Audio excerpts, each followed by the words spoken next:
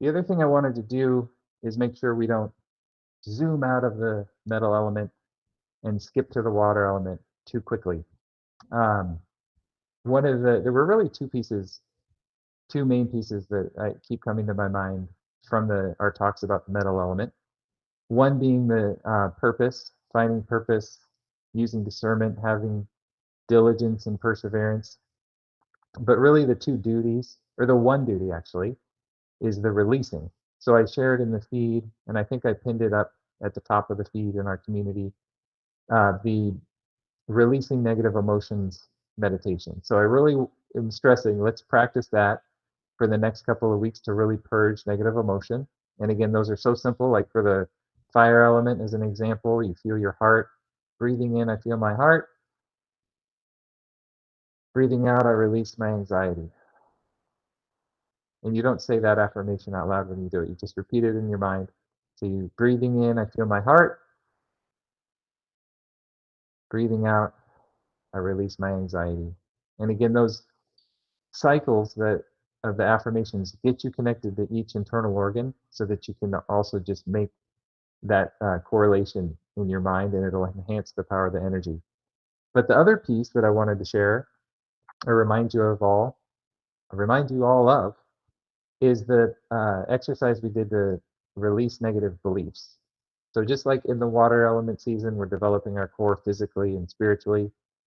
During the metal element season, we really want to release the junk on a physical level, on an emotional level, and on a spiritual level. So we were tackling that, and hopefully you still have your journaling pages for releasing limiting beliefs.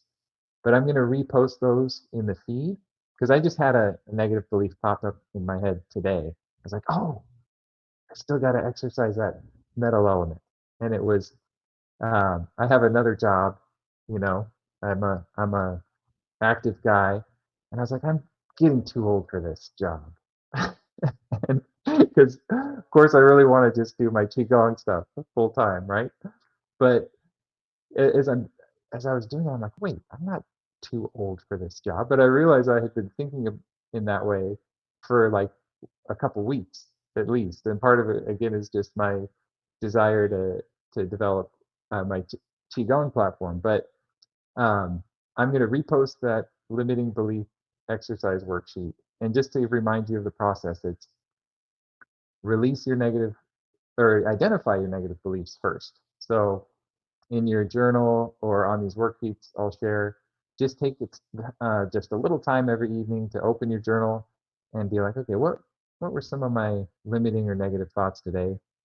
And then you write them down, and you just need to do one. And usually there's one primary one during a certain period of time.